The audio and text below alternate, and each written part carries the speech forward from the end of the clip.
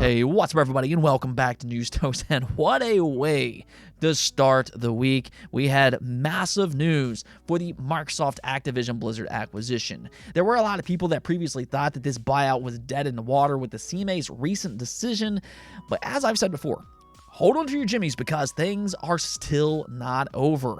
The EU, the European Commission, did approve the buyout today, which is a huge win for Microsoft that could possibly get this deal back on track. Now, there, however, was some pretty hefty concessions made here, which does apply worldwide. That's actually key to what could happen next here. So we'll get into that today and all the complexity of what their approval includes. There are many layers to this, and ultimately, the question still remains. Will this be enough for Microsoft to convince other regulators across the world?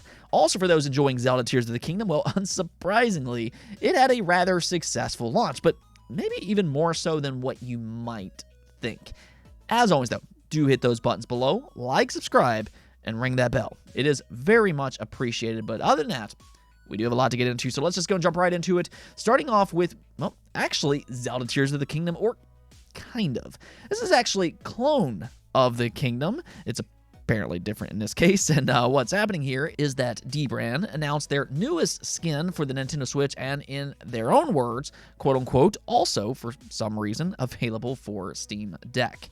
Now, you can clearly see here, these skins do have some, just a little bit of a resemblance to the similar named limited edition Tears of the Kingdom Switch OLED console that goes for $360. Well, Dbrand's marketing is quite clear here, and I'll just go and read it from their website, which says, contrary to popular belief, you need to spend money to save money, specifically by giving it to us. You see, when one of the world's most litigious companies announces a $360 price tag to replace your Switch with a limited edition variant, only Dbrand is up to the challenge of charging you slightly less for a creative reinterpretation of their overpriced novelty console. If a dollar saved is a dollar earned, Clone of the Kingdom is the easiest $310 you've ever made. And that's because their reinterpreted skin cost $50. Now, they're pretty adamant that they aren't breaking any copyright law with Nintendo or anything like that, and the whole marketing pitch plays off as an aggressive, in-your-face gotcha joke.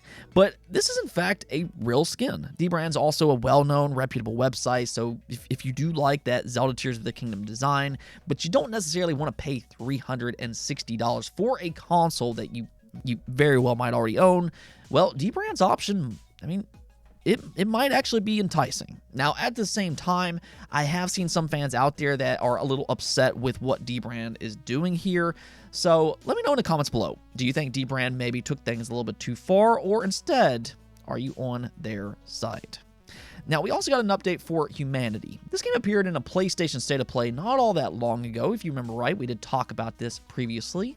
Now, I feel like at the time, it was a little bit overlooked. But knowing it was coming from the same studio that brought us Tetris Effect, I love that game, and it seems somewhat similar to the classic Lemmings, I thought it was at least worth keeping an eye on. And, well, good news here is that reviews are rolling out today, and check it out. Humanity now has an 86 overall score on Metacritic as of this recording. Now, it only has 6 reviews for the time being, so things could still ultimately change, but still, this is a pretty good start. If anything else, Humanity is an optional PlayStation VR 2 title, so if you're looking for a VR game, it might be a good pickup there. And on top of that, it's also available to PlayStation Plus Extra subscribers day one. I keep saying it, but that's what PlayStation Plus Extra needs. More day one games, and better yet, good quality day one titles like Humanity. To me, that's what makes these subscription services worth it, and I'm glad to see Sony put more effort into day one games like this. They have been a little bit more consistent with this recently with games like Chia and now Humanity. Next up, though, let's just go and get to the big, massive story of the day and the aftermath of what this decision entails. The EU's European Commission just approved the Microsoft Activision Blizzard acquisition with some pretty major concessions, though this is what could really make waves across the many regulatory bodies out there. Of course, Microsoft, they're still fighting off the FTC and now also the CMA as well, but with the EU's remedies today, their arguments just became a whole lot weaker. We'll get into that here in just a second, but first let's just go and take a look as to exactly what I'm talking about. So the EU did talk about the console market. I think that this is easily the biggest focus for us hardcore gamers, the concern that Microsoft could make Activision Blizzard games like Call of Duty exclusive to the Xbox brand. Now, Microsoft has been adamant from day one that's not in their plans. I think that it's extremely evident by this point. It really is not in their plans. So much so that they did sign a contract with Nintendo. But Sony has done everything that they possibly can to convince regulators otherwise. In Jim Ryan's words, they don't want a deal. They just want to block Microsoft from acquiring Activision Blizzard. And their actions throughout this entire fiasco, it displays that agenda. Well, this was the EU's response to the console market. Microsoft would have no incentive to refuse to distribute Activision's games to Sony, which is the leading distributor of console games worldwide, including in the European Economic Area, EEA, where there are 4 Sony PlayStation consoles for every Microsoft Xbox console bought by gamers. Indeed, Microsoft would have strong incentives to continue distributing Activision's games via a device as popular as Sony's PlayStation. Even if Microsoft did decide to withdraw Activision's games from the PlayStation, this would not significantly harm competition in the console market. Even if Call of Duty is largely played on console, it is less popular in the EEA than in other regions of the world, and is less popular in the EEA within its genre compared to other markets. Therefore, even without being able to offer this specific game, Sony could leverage its size, extensive games catalog, and market position to fend off any attempt to weaken its competitive position. So they don't really seem all that concerned about the console market at all, nor did they fall for Sony's acting job that this could essentially end PlayStation as we know it. Now, I think us gamers, we kind of already knew that wasn't going to happen. If anything else, things will be maybe more competitive, but even then, Call of Duty will remain on PlayStation, and Sony has historically been dominant, especially over in Europe. So more or less, the EU is saying, our job is not to protect the market leader, and we don't believe that this acquisition will suddenly change the console market as we know it today. However, that doesn't mean the EU has no concerns at all. On the contrary, they actually have very similar concerns as the CMA, interestingly enough, and that's with cloud gaming. The big difference here, though, is that unlike the CMA, the EU instead decided to work with Microsoft to come to a solution.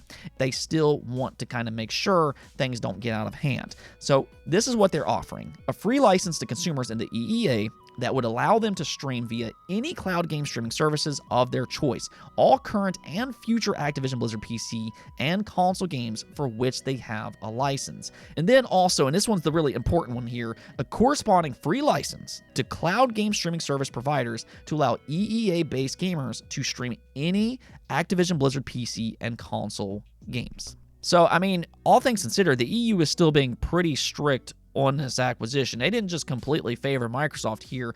They are being strict. But the EU is still being professional compared to, some of these other regulators, where some of their reasons has been a little baffling. And that was only made more apparent today with the CMA's response. We'll get into that here in just a moment. But Microsoft's president, Brad Smith, did respond to the remedies proposed here, and he added a little bit more context by saying, the European Commission has required Microsoft to license popular Activision Blizzard games automatically to competing cloud gaming services. This will apply globally and will empower millions of consumers worldwide to play these games on any device they choose. So Microsoft, they seem on board for this as well. And I mean, when you read that remedy, and then you think about the CMA and the FTC's complaints, do they even have a somewhat decent argument to make by this point? I think that is extremely debatable. I mean, Activision's games right now are not even available on cloud-based services. And with this concession being applied globally, that right there is the key.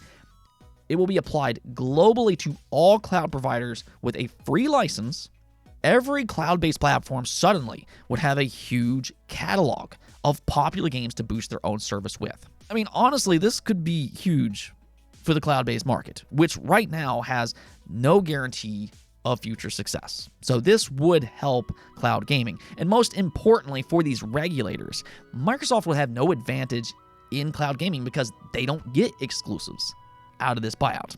Now, Microsoft will still make money on games sold, microtransactions, and all that, but these games cannot be used to give their own cloud-based service an advantage over others. So this theoretically shuts down any argument against cloud gaming exclusive concerns. We're really at a point where this acquisition can only be a good thing for the entire cloud-based market. So you would think, and that's a word, you would think the CMA would read that and think, yeah, that's a good remedy, but that's not actually what happened here at all. Instead, the CMA doubled down on their decision by saying Microsoft's proposals accepted by the European Commission today would allow Microsoft to set the terms and conditions for this market for the next 10 years. They would replace a free, open, and competitive market with one subject to ongoing regulation of the games Microsoft sells, the platforms to which it sells them, and the conditions of sale. This is one of the reasons the CMA's independent panel group rejected Microsoft's proposals and prevented this deal. While we recognize and respect that the European Commission is entitled to take a different view, the CMA stands by its decision. Honestly, I don't even think that they should have put this out in the public because it makes it look like, quite frankly, it makes the CMA look like they're insecure. But all in all, I really just can't with the CMA right now. The mental gymnastics going on here is, quite frankly, mind-blowing. What I really want to know here is how any of this is bad for consumers, or really for that matter, competition. Everybody, including PlayStation now if they want, will have the same access to Activision's catalogs with these remedies. So I just don't see how this could be bad for the cloud gaming market at all. If anything, it'll kickstart it. I mean, it is what it is, I guess, but all in all, the EU's decision was a massive win for Microsoft today. This certainly puts Microsoft in a better position to fight off the FTC and also the CMA. Politically, the EU took several shots at the CMA's decision today, and it puts the UK in a bad position, not only publicly, but politically. It then clearly makes the FTC's case much weaker, which was already pretty questionable under the United States law as is. And when it comes to the CMA, if they're on an island all on their own, well, they might be digging their heels in right now, but that appeal is incoming, and if they have no partners, yeah, that could put the CMA under a lot of scrutiny. To be clear here, though, Microsoft does still face a tough battle against them. The CMA really just continues to be that final boss. But as always, I guess we'll just have to kind of see what happens next. Of course, though, stay subscribed, and I will keep you updated as we hear more. Let's go talk about Zelda Tears of the Kingdom here, though. I'm sure a lot of you all have been playing that over the weekend. I've been having a blast with it myself. But how successful was this game's launch? I think we all kind of knew it was going to be a massive launch, but some early results were revealed over the weekend, and I think that it's even more insane than what some of us might have realized. This was posted up by GameIndustry.biz, where they noted Tears of the Kingdom is the biggest Zelda launch ever in the UK, even outselling Breath of the Wild by more than 2.7 times its opening week. It's also the biggest UK box Switch launch, beating out last year's Pokemon Scarlet and Violet. And then, and this is the big one here, is that it even outsold this year's Hogwarts Legacy, as it had a 54% better opening. So that is significant. And I mean, when you think about that, Hogwarts Legacy sold 12 million copies worldwide in just 2 weeks.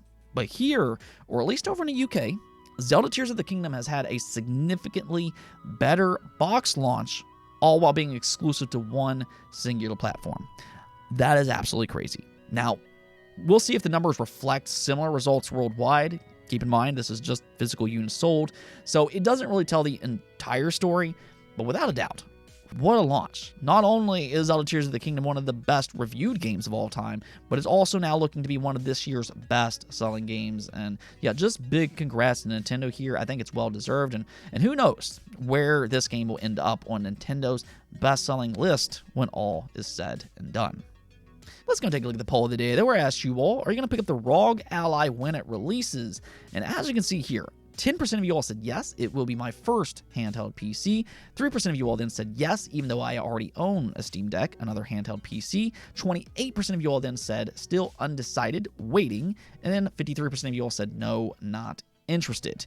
So that's actually a pretty decent result for a niche market like this. 13% of you all absolutely are interested. And then at the very least, a large portion of you do have the ROG Ally on your radar. And I think that that's really saying something here.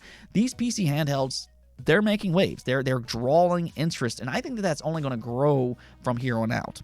The Steam Deck, it started it all off, but the ROG Ally, it makes for a nice alternative. Not only is it a more powerful machine on paper, but with it being a Windows 11 device, it will have access to all Windows-based games, including PC Game Pass. From what I've seen, though, it's also an emulation beast, even outperforming the Steam Deck, which was already very impressive. But the ROG Ally, it does a better job with higher-end platforms like the Xbox 360, PlayStation 3, and things like the Wii U. So the competition is really increasing here, though at the same time, I can't really blame anybody for not being completely sold on these devices just yet. The battery life is still a pretty major sticking point for a lot of people out there, and I have seen some people kind of say that they're willing to wait an extra couple years to see how this market advances. Then battery life might be better, and the same thing applies to software as well. You know, as long as companies like ROG sticks with their software and tries to improve it over time, you will see less bugs and issues, you know, a couple years from now. So I have seen several people say that they'll just kind of wait it out and see how things play out in a year or two. With that said, though, I mean, one thing has become very clear. There is a real market for these PC handhelds. I think we are getting to a point where people who are interested in gaming notebooks might decide to get a PC handheld instead, which, by the way, you can dock and play with a monitor or a TV. Anyways, though, that's it for this episode. But if you like the video, don't forget the bell notification and subscribe button for more content just like this. Also, if you'd like to support the channel through Patreon, thank you for making this content possible. Peace out.